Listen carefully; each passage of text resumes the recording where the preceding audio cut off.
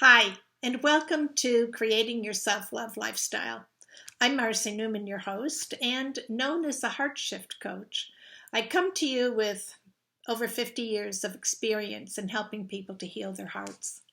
And one of the things that I've come to recognize is that the journey of creating a self-love lifestyle has a lot of ups and downs. It is not a smooth road in any way.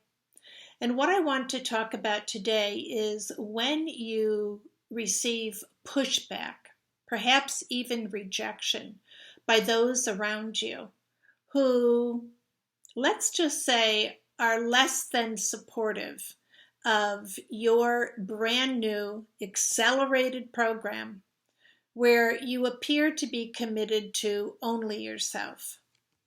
Now, there's some truth to that because creating a self-love lifestyle does actually require that you are committed to you, committed to letting go of whatever is necessary so that you can show up full on in your life as the authentic you.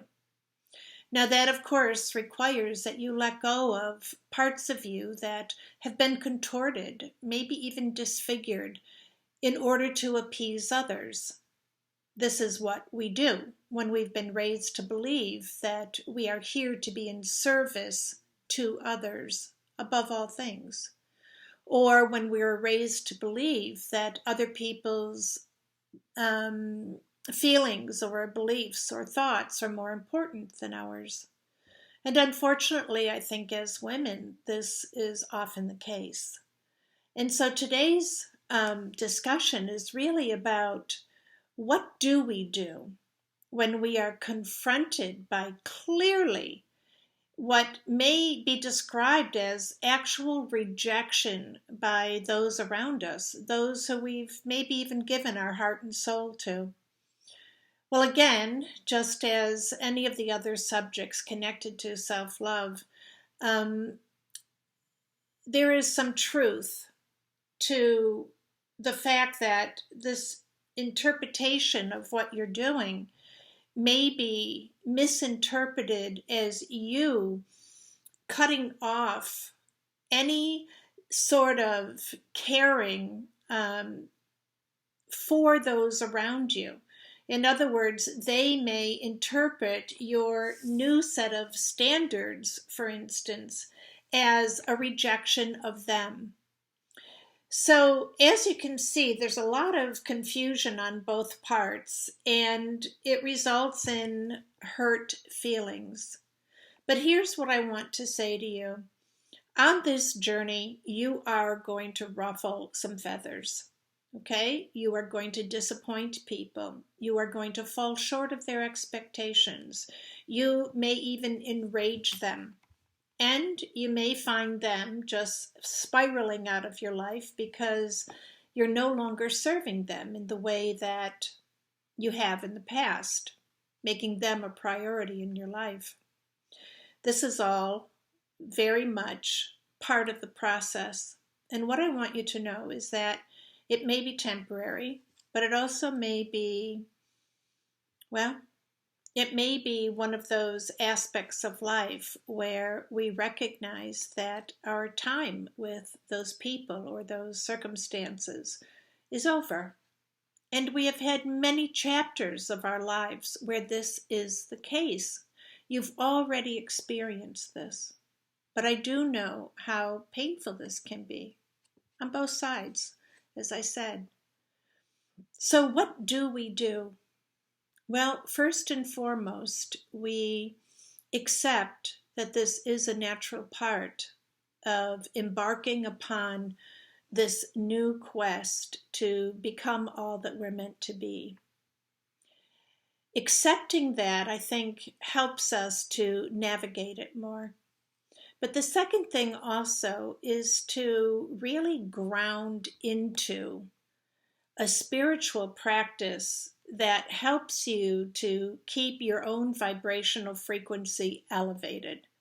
So you're both grounding and elevating simultaneously.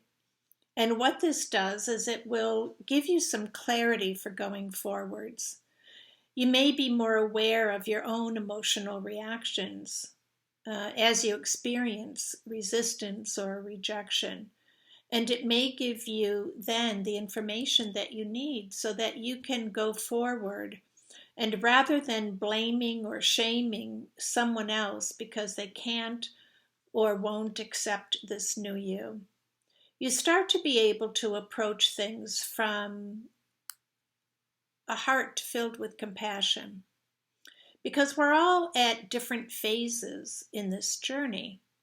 But I do want you to know that every single person is on this journey, whether they are aware of it or not. And so eventually we all will end up in exactly the same place.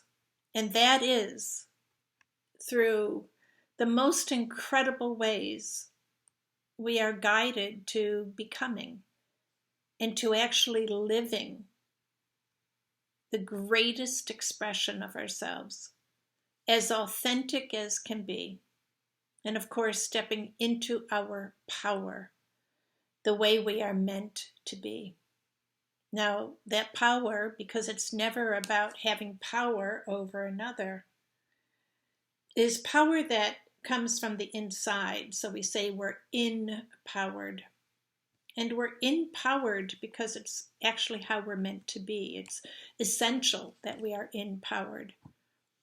And this again is developed as you are expanding your daily spiritual practice. And so today's invitation to you is to really hunker down. Double down on that spiritual practice of yours every single day. And learn to go there when you're tested and pulled in different directions. Learn to go into that space so that you can feel supported and surrounded by love rather than feeling the effects of those you've counted on in the past for support who are not able to offer it to you at this time. So I know how complex this can be. I know how frustrating it can be. I've been there. I've done it 1,000 times over. Every level has its own challenges. And this is one that seems to, really show itself in nearly every single level. We will need to let go of those things, people, opportunities that simply are not serving us and not supporting our growth and expansion. So that's a wonderful place actually for you to ponder over the weekend and explore different ways for you to expand that spiritual practice. So with that, I'd like to close and leave you with an affirmation. I am. I am a spiritual being. I am on a spiritual path. And I am accepting of who I am and the greatness of my being. That's great food for thought. So much love to you. I'll see you again next week. And please do take these words to heart, your heart, and let them make a difference in how you see yourself and see the world around you. Please, if you have any comments, leave them below. If you resonate or like this video, give me a thumbs up. Subscribe if you haven't subscribed yet, and please share with your friends and family. We're all on this journey together, and we need to understand that this is actually, the obligation of each of us. So, okay, have a great weekend, and I'll see you next week. Bye-bye now.